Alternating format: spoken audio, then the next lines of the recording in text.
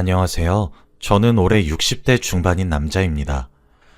여기서 나오는 많은 분들의 사연을 읽으면서 저의 과거를 되돌아보니 여러분들에게 전해드리고 싶더라고요. 저같이 힘든 인생을 산 사람도 이렇게 악착같이 버티면서 살고 있으니 꼭 포기하지 말라는 말을 하고 싶습니다. 저는 아주 가난한 집에서 태어났어요. 부모님은 번듯한 직장이 없으셨고 하루 벌어서 하루 겨우 먹고 사는 가족이었죠. 어머니는 매일 밤마다 나가셔서 아침에 해가 중천까지 떠서야 집에 돌아오셨는데 그때는 어머니가 무슨 일을 하시는지 몰랐고 물어보지도 못했지만 나이가 들어보니 지금은 알 것 같아요. 셋이서 한 지붕 아래 살았지만 하루 종일 대화 한마디 하지 않았기에 알 방법이 없었습니다. 어머니가 밤에 나갔다가 점심에 들어오시면 아버지는 집에 안 계셨어요. 아버지는 새벽 일찍 나가셔서 밤에 들어오셨거든요. 저도 아침에 학교를 갔다가 최대한 늦게 집에 들어왔기 때문에 가족들 얼굴을 서로 안 보고 살았죠. 그런데 어느 순간부터 어머니와 아버지가 싸우기 시작하더라고요. 밤마다 출근하려는 어머니를 붙잡고 아버지는 언성을 높이면서 차라리 그런 일 할 바에는 돈 벌어오지 마! 라고 하셨죠. 그때 저는 집안의 말소리가 들리는 것조차 신기했기 때문에 어머니와 아버지의 싸움의 심각성을 알지 못했어요. 옆에서 조용히 부모님이 싸우는 모습을 지켜보았습니다. 아버지는 어머니에게 또 그놈 만나러 가지? 당신 가정 있는 사람이야. 아들 있는 여자라고. 정신 좀 차려! 라고 했고 어머니는 신경 꺼! 이런 지옥 같은 곳에서 살 바에는 차라리 죽는 게 낫겠어! 라고 하셨습니다. 어머니는 항상 아버지의 손길을 뿌리치고 아버지가 말하는 그놈을 만나러 가셨죠. 항상 이런 실랑이를 벌이시다가 어느 날 어머니가 집에 돌아오지 않으셨어요. 저와 아버지는 하루 이틀 가출하다가 말 줄 알았습니다. 그런데 한 달이 되고 1년이 돼도 어머니는 돌아오지 않으셨죠. 결국 어머니는 저와 아버지를 버리고 다른 남자 곁으로 가신 겁니다. 어머니의 외도로 인해 저희 집은 아버지와 저 이렇게 둘이서만 살게 되었죠. 저는 아무런 감정도 느껴지지 않았습니다. 어머니는 원래 저에게 없는 존재와도 같았거든요. 그런데 아버지는 그렇지 않으셨나 봅니다. 매일같이 신세한탄을 하시면서 술을 드시고 계셨거든요. 아버지는 원래 술과 담배라면 질색하시는 분인데 그날 이후로 매일같이 술과 담배를 달고 사셨어요. 술을 먹고 자지 않으면 잠을 못 잘 정도로 말이죠. 알코올 중독자가 되시고 말았습니다. 술을 먹고 취하실 때마다 어머니 얘기를 저에게 하셨어요. 어머니를 처음 만났을 때, 저를 가졌을 때 등등 말이죠. 그때 처음 알았습니다. 아버지가 어머니를 진심으로 사랑했다는 것을 말이죠. 아버지의 눈물을 그때 처음 보고 저는 왠지 모르게 가슴 한켠이 아려왔고 처음으로 아버지를 안아드렸습니다. 제가 아버지를 안아드리자마자 아버지는 더 소리내어 펑펑 우셨어요. 아버지가 많이 불쌍했고 어머니가 미워지기 시작했죠. 그렇게 일상이 반복되었습니다. 아버지는 항상 술과 담배를 하신다고 일을 하러 나가시지 못했고 결국 고등학교를 졸업하자마자 제가 돈을 벌기 시작했죠. 출근을 할 때와 퇴근을 할 때 아버지는 항상 식탁에 앉으셔서 술을 드시고 계셨어요. 그런데 어느 날 퇴근을 하고 집에 돌아왔는데 식탁에 앉아서 소주를 드시고 계셔야 하는 아버지가 안 계셨고 집에는 인기척이 느껴지지 않는 겁니다. 저는 왠지 모르게 불안감이 엄습해왔고 집안 곳곳을 다 뒤졌어요. 그런데 아버지는 방에 누워 계셨습니다. 저는 너무 놀라서 아버지를 깨웠지만 눈을 뜨지 않으셨어요. 다급히 전화기를 들어 119에 전화를 걸었고 저는 울면서 제발 목숨만 살려달라고 하늘에다가 빌고 또 빌었습니다. 어머니도 없는 마당에 아버지까지 없어진다면 세상을 살아갈 수 없을 것 같았거든요. 혼자서 의식이 없는 아버지를 부둥켜 안고 펑펑 울고 있을 그때 구급대원들이 집으로 들어왔습니다. 아버지는 급히 구급차를 타고 병원으로 갔고 바로 수술실로 들어가셨죠. 저는 밖에서 허공만 바라보며 몇 시간을 보냈습니다. 수술이 점점 길어질수록 불안해졌고 제가 할 수 있는 건 살려달라고 비는 것뿐이었죠. 3시간이 지나고 수술실에서 의사 선생님께서 나오셔서 다행히 수술이 잘 되었다고 했습니다. 하지만 수술 과정에서 뱃속을 봤는데 술과 담배를 너무 많이 하셔서 조금만 더 하시면 암에 걸릴 수도 있다고 하시더라고요. 아직 암은 아니지만 지금부터라도 조심하는 게 좋다고 권유하셨습니다.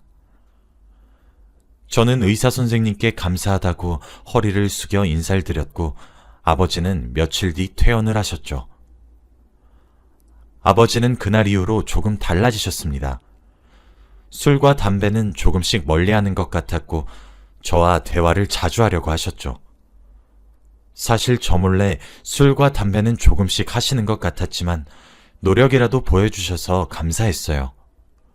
아버지와 대화도 많이 하고 식탁에 앉아서 같이 식사를 하니까 가족이라는 게 뭔지 알 것 같더라고요. 왠지 모르게 포근한 느낌도 들었고 행복하다는 감정도 얼추 느꼈던 것 같습니다. 그렇게 평온한 일상을 이어가고 있었어요. 그런데 제가 이제 20대 초중반이었기에 입대를 해야 했습니다. 원래라면 혼자 계실 아버지가 걱정되어서 입대를 최대한 미뤘겠지만 그때의 아버지는 예전보다 많이 나아 보이셨기에 혼자 계셔도 괜찮을 것 같았어요. 아버지도 저에게 자기 걱정하지 말고 군대에 얼른 갔다 오라고 하셨고요. 그래서 고민하지 않고 입대를 했습니다.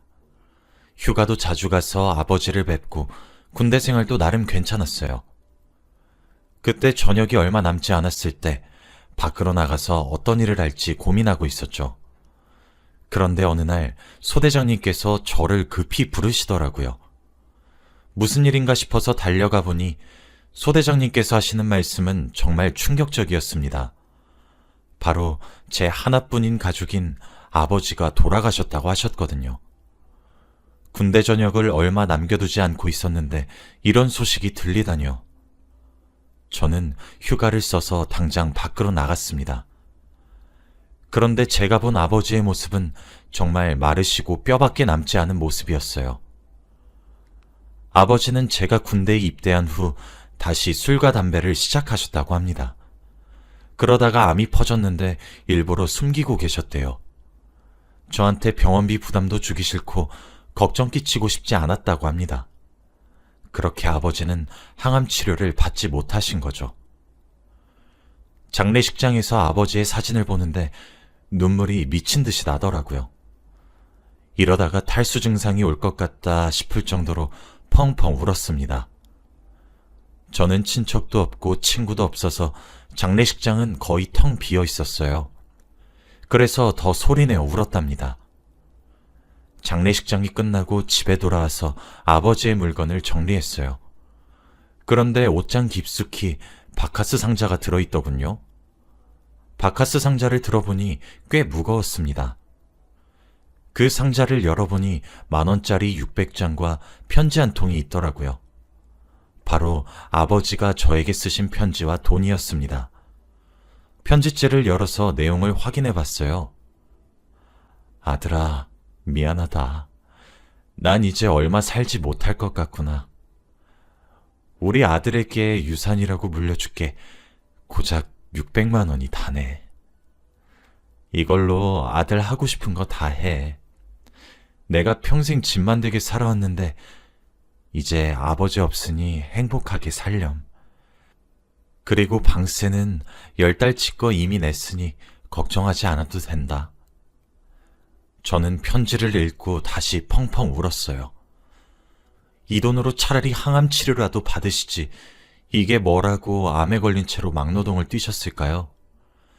저한테는 이 600만 원보다 아버지의 건강이 더 중요했는데 말이죠. 아버지가 정말 보고 싶고 그리웠습니다.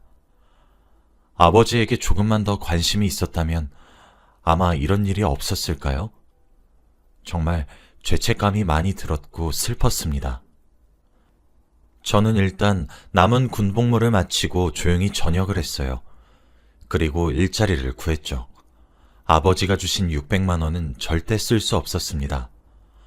아버지가 피땀 흘려서 번 돈을 차마 쓸 수 없겠더라고요. 대충 공장에 취업해서 생계 유지를 할 정도로 벌고 있었습니다. 그런데 아무 의미가 없더라고요. 제가 돈을 버는 이유는 항상 아버지를 호강시켜드리기 위해서 번 거였는데 이제는 아버지가 없잖아요. 그렇게 무기력한 인생을 살아가고 있었습니다. 그런데 어느 날 한 여자가 나타났어요. 직장에서 만난 여자인데 처음부터 제가 한눈에 반하고 말았습니다. 얼굴도 너무 예뻤고 성격도 좋았거든요. 저는 한 번도 여자를 만나본 적이 없어서 어떻게 다가가야 하는지 전혀 몰랐기에 멀리서 지켜보기만 했습니다. 그런데 정말 놀랍게도 그 여자가 먼저 저에게 데이트 신청을 해주었어요. 그 여자도 저를 마음에 두고 있었던 것이죠. 저희 둘은 자주 만나면서 사랑도 키워나갔습니다. 그런데 알고 보니 여자친구도 저희 집안의 형편과 비슷하더라고요. 그래도 부모님은 두 분 다 계셨는데 경제적인 형편이 좋지 못했습니다. 여자친구는 지방에서 살아서 서울인 이곳에서 혼자 자취를 하고 있었죠. 그리고 저희가 사귄 지 몇 년이 되었을 때 저한테 같이 살자고 하더라고요. 여자친구도 제 경제적인 사정이 힘들다는 것을 아니까 돈도 아낄 겸 같이 살자고 했습니다. 저는 마다할 이유가 없었기 때문에 저희 둘은 집을 합치게 되었어요. 저희는 직장도 같았고 사는 곳도 같아서 하루 종일 붙어 있었습니다. 출근도 같이 하고 퇴근도 같이 하고 집 앞에서 저녁거리를 사서 집으로 돌아와서 같이 저녁밥을 해먹는 게 정말 행복하더라고요. 가족이 생기는 기분이라고 해야 할까요? 왠지 모르게 포근한 기분이 들었습니다. 그런데 이렇게 매일 붙어 있으니 저희 사이에서 축복이 찾아왔어요. 바로 여자친구가 임신을 했습니다. 저는 소식을 알자마자 너무너무 기뻐했어요. 사실 저희가 사귄 지도 오래되어서 결혼 생각도 하고 있었거든요. 이 사실을 여자친구 부모님에게도 알리고 싶었습니다. 그런데 어느 날 저를 찾아오셨더라고요. 제발 딸과 헤어져 달라고 말이죠. 저는 믿기지 않았습니다. 이제 아이를 낳고 행복할 일만 남았는데 대뜸 찾아오셔서 딸을 위해 헤어져 달라뇨. 그런데 여자친구 부모님의 마음도 이해가 되긴 했습니다. 여자친구 부모님은 딸이 조금 더 돈 잘 벌고 번듯한 직장을 가진 남자를 만나서 행복하게 살길 원하셨겠죠. 저는 그렇지 못하니까 말이죠. 정말 고민을 많이 했습니다. 여자친구를 위한 게 진정으로 헤어지는 게 맞는지 말이죠. 하지만 이미 뱃속의 아이는 점점 자라고 있는 상태고 여자친구도 아이를 볼 생각에 너무 기대하고 있었어요. 그리고 무엇보다 제가 여자친구를 너무 사랑하고 있었습니다. 저는 결국 오랜 고민 끝에 여자친구와 헤어지지 않기로 했어요. 여자친구 부모님에게는 죄송한 말이지만 욕심을 조금 내보고 싶었습니다. 이 여자와 아이를 행복하게 해줄 자신이 있었거든요. 저희는 다시 행복한 나날들을 보냈습니다. 혼인신고도 하고 결혼식은 올리지 못했지만 말이죠. 이제 여자친구에서 아내가 되었답니다. 아내는 임신을 하고 있어서 출근을 하지 않았고 저만 회사에 갔어요. 매일 퇴근하는 길에 집에 있을 아내를 볼 생각에 잔뜩 기대를 했고 먹고 싶다는 건 어떻게든 구해서 사주었습니다. 정말 행복했어요. 그렇게 첫째 딸 은미를 낳았습니다. 딸이었는데 너무 예쁘고 사랑스러웠어요. 처음으로 가족 같은 느낌이 들어서 너무너무 행복했습니다. 육아는 역시 힘들긴 했지만 그래도 그만큼 배로 기쁘더라고요. 낮에는 아내가 육아를 하고 퇴근하고 나면 제가 아내를 많이 도와주었습니다. 저희 부부는 싸움을 거의 하지 않았어요. 아내가 워낙 착했거든요. 정말 행복한 날들의 연속이었는데 또 행복한 일이 생겼습니다. 바로 아내가 둘째 아이를 임신한 거였어요. 아내는 예전부터 아이는 2명을 낳고 싶다고 자주 말했던 사람이었는데 드디어 저희에게도 둘째가 생겼습니다. 저는 그 소식을 듣고 온 동네를 뛰어다녔어요. 너무 행복했거든요.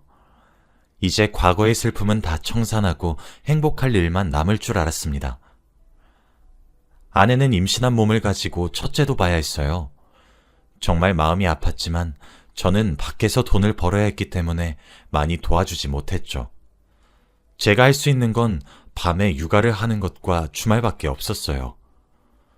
그래도 아내 배가 어느 정도 나왔을 때 의사 선생님께서 성별을 알려주셨습니다. 왕자님이라고 하더라고요. 저와 아내는 더 기뻤죠. 그렇게 출산할 날만 기다리고 있었습니다. 그런데 행복은 왜 오래가지 못하는 걸까요? 어느 날 낮에 회사에서 일을 하고 있는데 급하게 전화가 걸려왔습니다. 저는 누구한테서 전화가 온지 확인도 못한 채 전화를 받았어요. 그런데 저는 너무 놀라서 그만 기계에 다칠 뻔했습니다. 바로 병원에서 온 전화였거든요. 지금 아내분이 교통사고로 병원에 오셨거든요? 보호자님, 지금 당장 와주세요. 저는 동공이 흔들렸고 손이 덜덜 떨리는 채로 병원으로 뛰어갔어요. 가는 내내 제발 살려달라고 빌었던 것 같아요. 마치 아버지가 병원에 가셨을 때처럼 말이죠. 병원에 도착해서 정신이 혼미해진 상태로 아내를 찾았습니다. 이미 수술 중이라고 하더라고요. 저는 몇 시간 동안 수술실 앞에서 기다렸어요. 그때 장모님과 장인어른이 오셨습니다. 저에게 헤어져 달라고 부탁하셨을 때 보고 그때 처음 뵈었어요. 장모님과 장인어른은 저를 보고 펑펑 우셨습니다. 자네가 그때 헤어졌다면 우리 혜진이 이렇게 다치지 않았어. 혜진이 잘못되면 내가 자네 지옥 끝까지 쫓아갈 거야.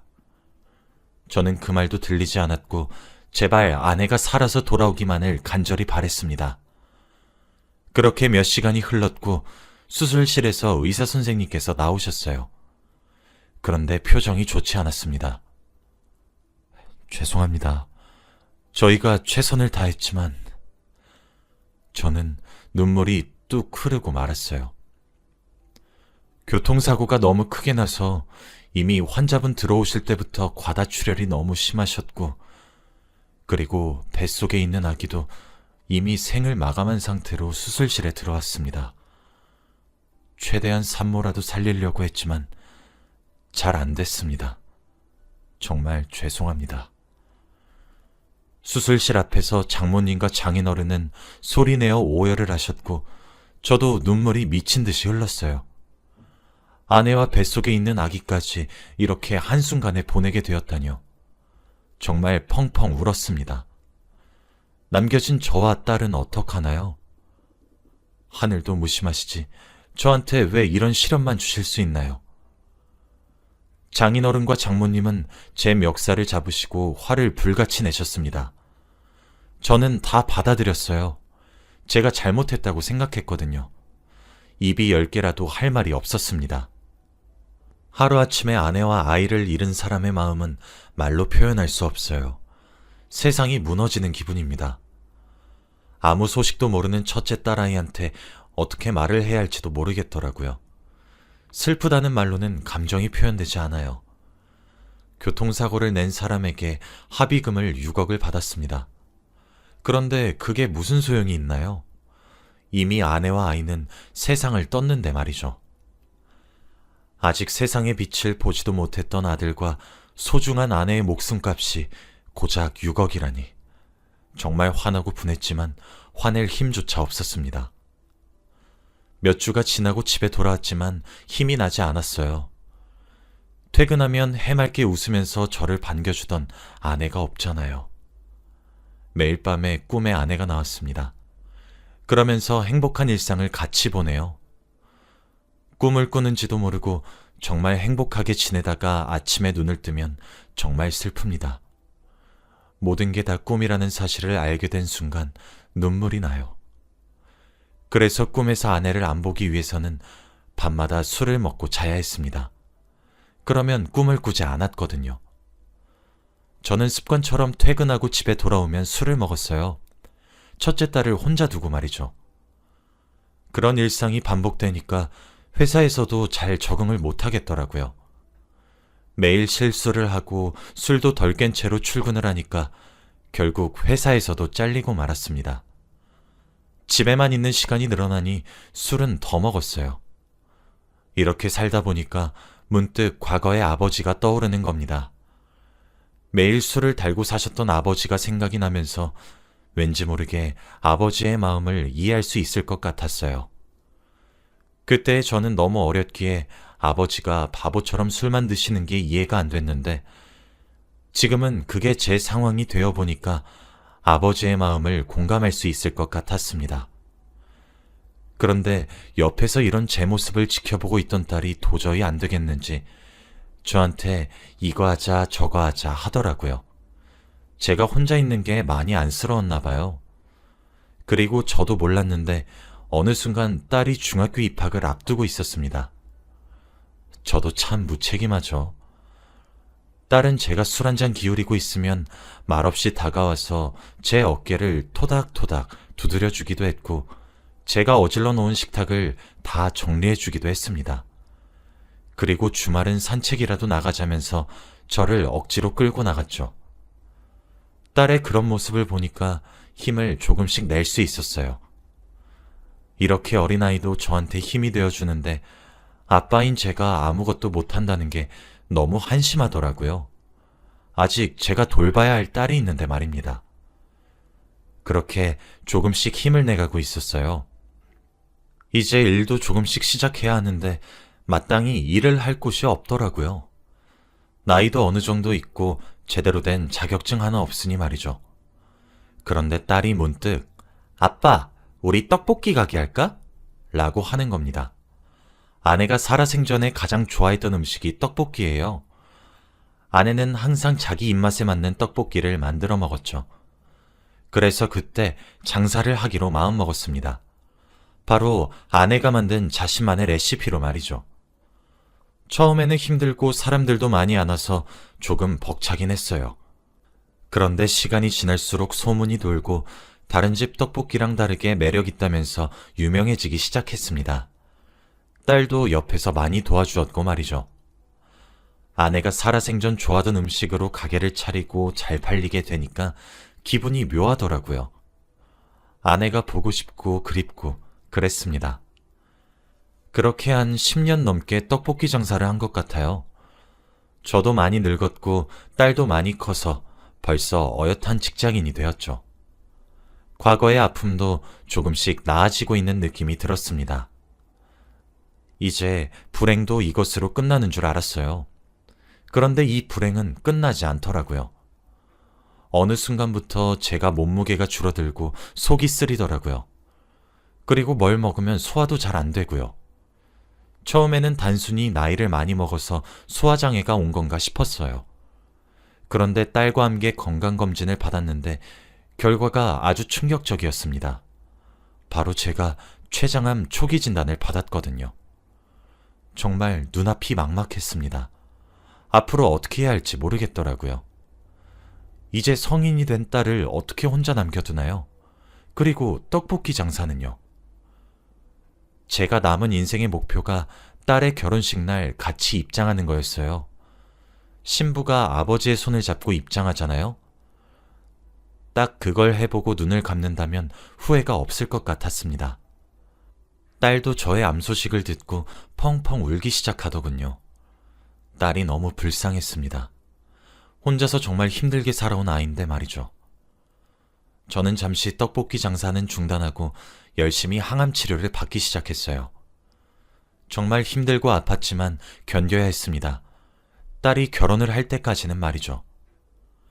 사실 딸은 결혼할 남자가 있어요. 자주 저희 집에 놀러 오기도 하고 오래 만난 남자친구여서 결혼도 생각하고 있다고 했죠. 저도 물론 괜찮은 남자인 것 같아서 찬성했고요. 하지만 결혼을 급하게 할 생각은 없었던 것 같은데 저의 암 소식을 듣고 둘은 결혼을 더 앞당겼습니다. 바로 제 마지막 목표를 이루어주기 위해서 말이죠. 지금 생각해봐도 딸과 예비 사위한테 너무 고맙습니다. 며칠 뒤 딸의 결혼식이에요. 그날을 위해서 항암 치료도 열심히 받고 있죠. 제가 마지막으로 원하는 건 딸이 꼭 행복했으면 좋겠어요. 딸한테 갈 불행을 제가 다 겪은 거라고 해주었으면 좋겠습니다. 혼자서도 정말 잘할 수 있는 아이거든요. 떡볶이 장사는 딸한테 물려줄 생각입니다. 딸이 하고 싶다고 했거든요. 이제 딸의 결혼식 날만 지나면 저는 후회가 없을 것 같습니다. 제 이야기는 여기까지예요. 들어주셔서 감사합니다.